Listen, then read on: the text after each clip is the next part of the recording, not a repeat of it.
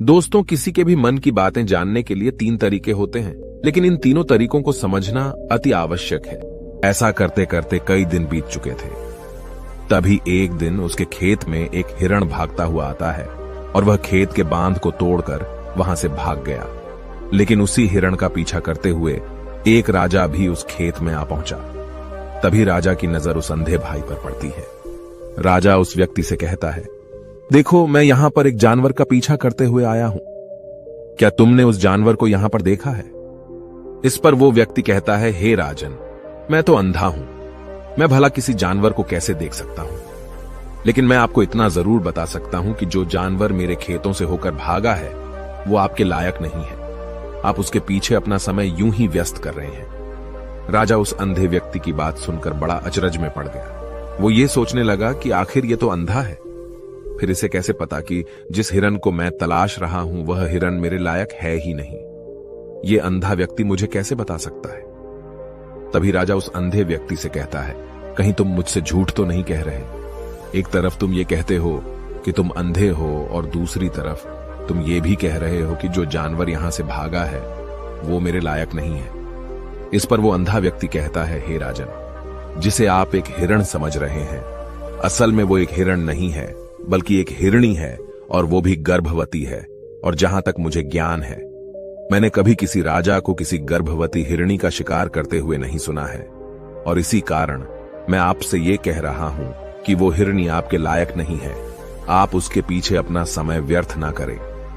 यह सुनकर राजा और भी अचरज में पड़ गया। वो ये सोचने लगा कि आखिर ये अंधा आदमी ये कैसे जान सकता है कि वो हिरणी है और गर्भवती है। राजा कुछ देर सोच विचार करने के बाद अपने सेनापति से कहता है, सेनापति जी, मुझे वो जानवर जिंदा चाहिए, क्योंकि मुझे यह पता करना है क्या वह हिरणी है और क्या वह गर्भवती है। क्योंकि यह अंधा आदमी बहुत विश्वास के साथ कह रहा है और मुझे इस बात की पुष्टि करनी है। यदि वह हिरणी हुई और गर्भवती हुई तो वह हमारे शिकार के लायक नहीं है, क्योंकि हम तो एक हिरण का पीछा कर रहे थे। इसलिए जाओ और पता करो कि क्या वो हिरणी है। सेनापति राजा से आज्ञा लेकर आगे की ओर बढ़ चलता है और कुछ देर बाद जब वह वापस लौट कर आता है तो वह राजा को कहता है, हे राजन, इस अंधे आदमी ने जो भी बातें कही हैं वो बिल्कुल सही हैं। वो एक हिरणी ही है और वह गर्भवती भी है। यह सुनकर राजा आश्चर्यचकित रह गया। उसे समझ नहीं आ रहा था कि आखिर अंधा आदमी कैसे पता कर सकता है कि वह जानवर एक हिरणी है, और तो और वह गर्भवती है। भला एक अंधा आदमी यह कैसे देख सकता है? यह कैसे जान सकता है? आखिर इसे यह कैसे पता चला? ऐसे कई सारे प्रश्न अब राजा के मन में उमड़ने लगे। अब राजा ने यह ठान लिया था कि मुझे इस बात की तह तक पहुंचना ही है कि आखिर यह अंधा आदमी कैसे जानता है कि वह जानवर एक हिरणी है। यह सोचकर राजा उस अंधे आदमी के पास जाता है और उस अंधे आदमी से कहता है, देखो, मैं ये तो नहीं जानता कि तुम सचमुच अंधे हो या नहीं, लेकिन मैं तुमसे एक बात जानने आया हूं। क्या तुम मेरे प्रश्न का सही सही जवाब दोगे? इस पर अंधा व्यक्ति कहता है, हे राजन, आप जो कुछ पूछना चाहते हैं मुझसे पूछ सकते हैं। मैं आपको बिल्कुल सच सच जवाब दूंगा। इस पर राजा कहता है, देखो, एक तो तुम कहते हो कि तुम अंधे हो और दूसरी तरफ तुमने यह बता दिया कि जिस जानवर का पीछा मैं कर रहा हूं वह एक हिरणी है, और तो और वह गर्भवती भी है। आखिर तुम्हें यह कैसे पता चला?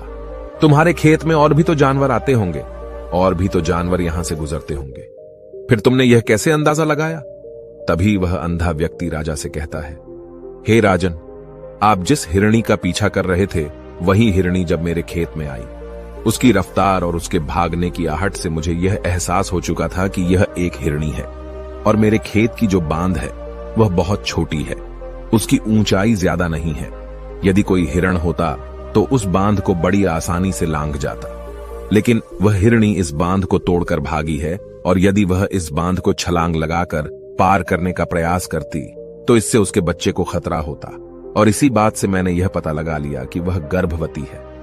इस कारण वह ज्यादा ऊंची छलांग न लगाकर मेरे खेत की बांध को तोड़ते हुए भाग गई। इस पर राजा के मन में एक और प्रश्न उठा। राजा ने कहा, किंतु तुम्हें कैसे पता चला कि वो एक हिरणी ही है? और भी तो कोई जानवर यहां पर आ सकते हैं। इस पर वो अंधा व्यक्ति कहता है, हे राजन, मैं पूरा दिन सुबह शाम यहीं पर बैठा रहता हूं और मेरी सुनने की शक्ति बहुत तेज है। मैं ये बाफ जाता हूं कि कौन सा जानवर मेरे खेत में आया है और उसी के आधार पर मैं जोर जोर से चिल्लाता हूं ताकि वो मेरे खेत से भाग जाए और मेरे खेत की फसलों को नष्ट ना कर पाए। राजा उस अंधे आदमी का यह जवाब सुनकर पूरी तरह से संतुष्ट हो चुका था। वो मन ही मन ये सोच रहा था कि आदमी भले ही अंधा हो, लेकिन ये तो बड़ा ज्ञानी मालूम पड़ता है। इस आदमी से कुछ ना कुछ तो काम निकलवाना ही चाहिए। ये विचार लिए हुए राजा वहां से वापस अपने महल की ओर लौट जाता है। राजमहल पहुंचते ही राजा उस अंधे व्यक्ति से कहता है, आप तो बड़े ज्ञानी व्यक्ति है, आपको किसी भी बात का पता बड़ी आसानी से चल जाता है। आज मैंने आपको यहां पर इसलिए बुलाया है क्योंकि मैं आपसे ये जानना चाहता हूं कि मेरी पत्नी पतिव्रता है या नहीं। इस पर वो अंधा व्यक्ति कहता है, हे राजन, ये कैसा प्रश्न हुआ। इस पर राजा कहता है, मैंने आपसे बिल्कुल उचित प्रश्न किया है, मुझे इस प्रश्न का उत्तर दीजिए। इस पर वो अंधा व्यक्ति कहता है, हे राजन, ये सारी बातें जाने दीजिए। आपकी शादी को इतने साल बीत चुके हैं और अब आप ये बात क्यों जानना चाहते हैं? आपके मन में ऐसे प्रश्न क्यों उठ रहे हैं? इस पर राजा जिद करते हुए कहता है, देखिए, आपको मुझे इस प्रश्न का उत्तर तो देना ही होगा।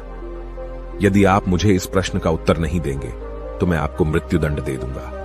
राजा के मुख से यह बात सुनकर वो अंधा व्यक्ति कहता है, हे राजन, यदि आप इस प्रश्न का उत्तर चाहते हैं तो उसके लिए आपको मेरा एक काम करना होगा। राजा कहता है, बोलो मुझे क्या काम करना होगा। इस पर व्यक्ति कहता है, इसके लिए आपकी पत्नी को मेरे साथ कमरे में अकेले छोड़ना होगा।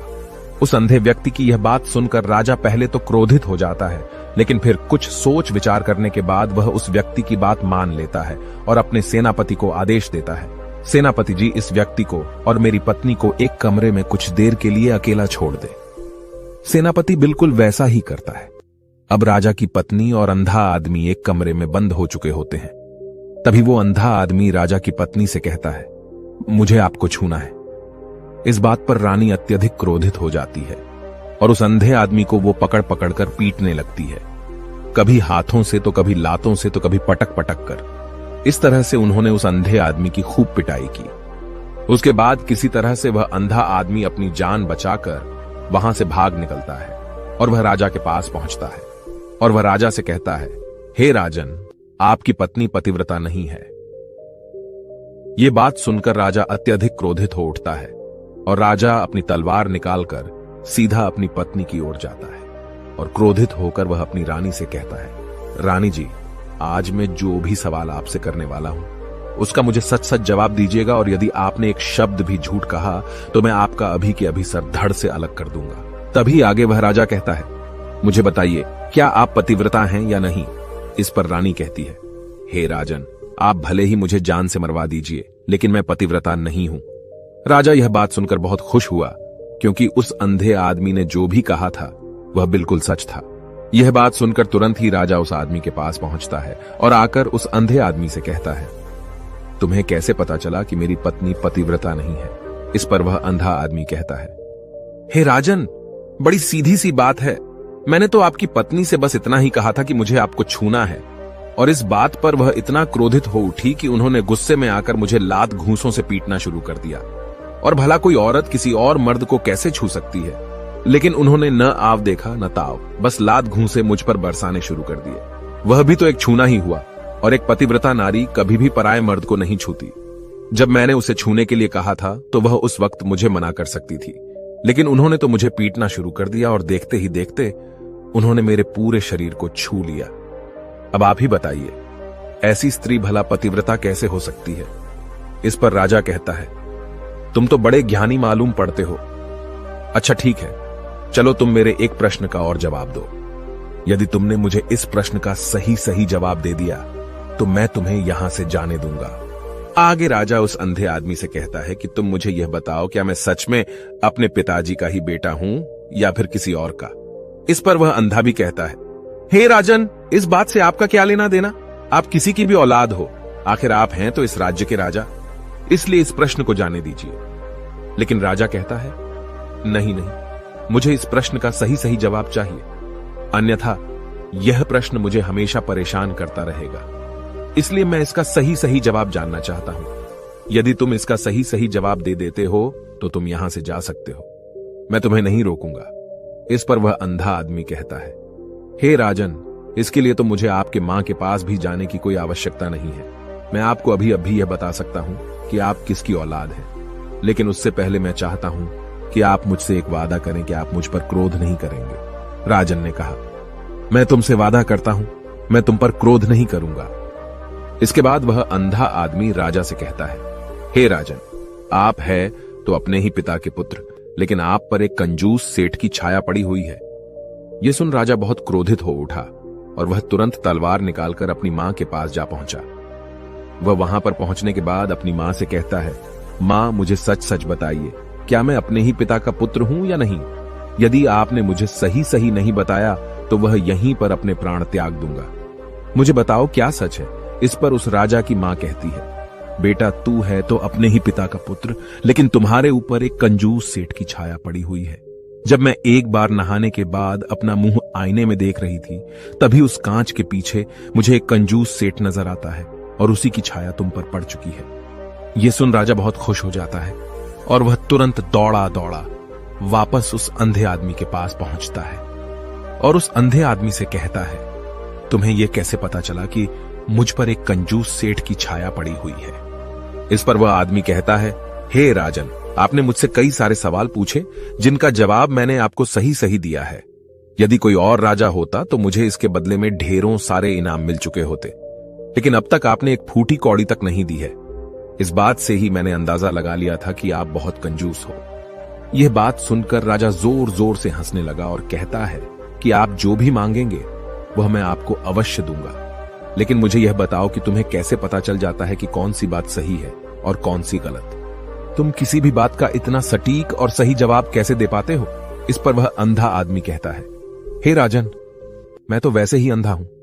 यदि मेरी आंखें होती तो मैं किसी की भी मन की बातें बड़ी सरलता से जान लेता। मन की एक भाषा होती है और यह भाषा मनुष्य के शरीर के व्यवहार के रूप में देखी जा सकती है। उसकी आंखों से, उसके होठों से, उसके काम करने के तरीके से, उसकी क्रियाओं से पता किया जा सकता है कि उसके मन में क्या चल रहा है। उसके आधार पर हम किसी के भी मन की बातें जान सकते हैं। लेकिन मैं तो अंधा हूं, मैं देख नहीं सकता, इसलिए मैं क्रियाओं से देखता हूं। यदि मुझे कोई बात जाननी हो तो अगले आदमी को कुछ काम देना पड़ता है, जिस पर वह व्यक्ति किस प्रकार काम करता है, किस तरीके से इस काम को करता है, उसके आधार पर ही मैं यह पता कर पाता हूं कि उसके मन में क्या चल रहा है। तभी वह राजा कहता है, तो क्या इसका अर्थ यह हुआ कि मैं भी किसी के मन की बातें जान सकता हूं? इस पर वह अंधा आदमी कहता है, हे राजन, अवश्य आप भी किसी भी व्यक्ति के मन की बात जान सकते हैं, किंतु उससे पहले आपको अपने ऊपर काम करना होगा और वह काम है अपने मन को शांत करना, अपने मन को वर्तमान में लाना होगा, जिसके लिए मैं आज आपको 3 तरीके बताने वाला हूं। और ये तीनों ही तरीके बड़े ही आसान और सरल हैं। किंतु हे राजन, उससे पहले आपको एक काम करना होगा, अपने मन को एकाग्र करना होगा। जब हम अपने मन को एकाग्र करते हैं, अपने मन को वर्तमान में लाते हैं, तो हम दूसरे के मन की बात जान सकते हैं, क्योंकि वह आदमी अभी भी अपने मन में वर्तमान में ही सोच रहा है और हमें भी मन को वर्तमान में ही लाना होगा। तभी हम उसके मन की बातें जान सकते हैं। यदि हम अतीत में हुई घटनाओं के बारे में सोच रहे हैं, तो वह जो अगला आदमी वर्तमान में सोच रहा है, वर्तमान में अपने मन में बात कर रहा है, वह हम कैसे जान पाएंगे? क्योंकि हम तो अतीत की घटनाओं में डूबे हुए हैं। इसलिए किसी के भी मन की बात जानने के लिए सबसे पहले हमें हमारे मन को एकाग्र करना होगा, उसे वर्तमान में लाना होगा। आगे वह व्यक्ति राजा से कहता है, हे राजन, जो 3 तरीके मैं आपको बताने वाला हूं, इन 3 तरीकों से बड़ी आसानी से किसी के भी मन की बातें जान सकते हैं। उसके बाद वह अंधा आदमी राजा से कहता है, हे राजन, जो सबसे पहला तरीका है वह है आंखों पर ध्यान देना। किसी व्यक्ति से बात करते वक्त उसकी आंखों में देखना, उसकी आंखों पर ध्यान देना जो सबसे ज्यादा जरूरी है, क्योंकि आंखें बोलती नहीं पर बहुत कुछ कह जाती हैं। यदि हम किसी व्यक्ति की आंखों के इशारों को समझना सीख जाएं, हम यह जान पाएंगे कि व्यक्ति के दिमाग में क्या चल रहा है, वह क्या सोच रहा है और अभी वह क्या करने वाला है। मेरे पास आंखें नहीं हैं, लेकिन मैंने अपने गुरु से यह विद्या सीखी है, क्योंकि बहुत सालों पहले मेरे पास आंखें थीं और मैं उस वक्त लोगों के मन की बातें केवल उनकी आंखों से ही जान लेता था। इसलिए यदि आप भी दूसरों की मन की बातें जानना चाहते हैं तो आपको भी उनकी आंखों पर गौर करना चाहिए, जैसे कि उनका आकार कैसा है, वह कब, कहां और किधर देख रहे हैं। यदि उसकी आंखें यहां वहां घूम रही हैं, जब आप उससे बातें कर रहे हैं, तो वहां वह इधर उधर मोड़ रहा है, कभी ऊपर तो कभी नीचे या कभी आसपास, या फिर उसकी आंखें खुश नजर आ रही हैं या फिर आंखें निराश नजर आ रही हैं, जैसे कि चोर होता है। उसकी आंखों में जब हम देखते हैं तो हमें यह पता चलता है कि अगले आदमी ने कोई गलती की है। ठीक उसी प्रकार जब हम किसी चालाक व्यक्ति की आंखों में देखते हैं तो आपको पता चलेगा कि उसकी आंखों में एक भाषा होती है। एक बहुत ही सीधा और आसान तरीका होता है। यदि आपको यह पता लगाना है कि सामने वाला व्यक्ति आपसे झूठ कह रहा है या फिर सही, तो आपको उसकी आंखों पर ध्यान देना अति आवश्यक है। यदि आपसे बात करते वक्त वह व्यक्ति अपनी आंखें यहां वहां घुमा रहा है, ऊपर नीचे, इधर उधर, दाएं बाएं, हर जगह देख रहा है, तो इसका अर्थ यह हुआ कि वह उस बात से निकलने का कोई रास्ता ढूंढ रहा है, वो कोई झूठ बना रहा है। यदि सामने वाला व्यक्ति आपसे कुछ झूठ कहने का प्रयास कर रहा है, तो वह आपसे नजर नहीं मिलाएगा। वह यहां वहां देखेगा, ऊपर नीचे देखेगा, लेकिन वह आपकी आंखों में आंखें डालकर कभी नहीं देख पाएगा, क्योंकि उसे डर है कि यदि उसने आपकी आंखों में आंखें डालकर देखी तो उसका झूठ पकड़ा जाएगा और लोगों को सच्चाई का पता चल जाएगा। और इसी प्रकार कुछ और भी भाषाएं होती हैं। जब आप किसी की आंखों में आंखें डालकर यह देखना शुरू कर देंगे कि उसके हाव भाव क्या है, ठीक उसी प्रकार चेहरे के हाव भाव होते हैं, जिससे हम मन की बातें बड़ी आसानी से समझ सकते हैं और इन्हें भी समझना बहुत जरूरी है। कभी कभी कोई व्यक्ति अपने चेहरे से जैसे आंख, होंठ और बहुत से कुछ अलग अलग व्यवहार करता है। यदि आप किसी व्यक्ति के चेहरे में गौर करेंगे तो आप आसानी से समझ पाएंगे कि वह व्यक्ति निराश है, जब व्यक्ति बहुत उदास है, या फिर वह बहुत खुश है, या फिर उसे कोई बहुत बड़ा दुख है। वह अपने अंदर क्या महसूस कर रहा है, ये सारी बातें हम उसके चेहरे के हाव भाव से पता कर सकते हैं। फिर चाहे इंसान जुबान से कुछ बोले या ना बोले, लेकिन आप उसके चेहरे से सब कुछ पता कर सकते हैं। आगे व्यक्ति राजा से तीसरा तरीका बताते हुए कहता है, हे राजन, इसी प्रकार तीसरी भाषा भी है, अर्थात तीसरा तरीका भी है, और वह है हाथों के इशारे और शरीर का व्यवहार। मन की बात समझने के लिए हमें हाथ के इशारे और शरीर के व्यवहार को समझना बहुत आवश्यक है। कोई व्यक्ति जब बात करता है तो आपने देखा होगा कि वो अपने हाथों को हिलाता रहता है, अपने हाथों से इशारा करता रहता है। बातों के साथ साथ अपना शरीर का जो व्यवहार है, अर्थात बॉडी लैंग्वेज, उसका भी पूरा उपयोग करता है, जिससे हमें यह पता चल पाता है कि वह व्यक्ति हमारी बातों पर कितना ध्यान दे रहा है और उसके मन में क्या चल रहा है। शरीर के व्यवहार को देखने के लिए उसके हाथ मटकाने, शरीर मटकाने और चेहरे पर बार बार हाथ लाने, हाथों का एक दूसरे से मसलना, ऐसी बहुत सी क्रियाएं होती हैं, उस पर हमें ध्यान देना अति आवश्यक है। मन की बात को समझने के लिए हमें शरीर के व्यवहार को भी समझना पड़ता है।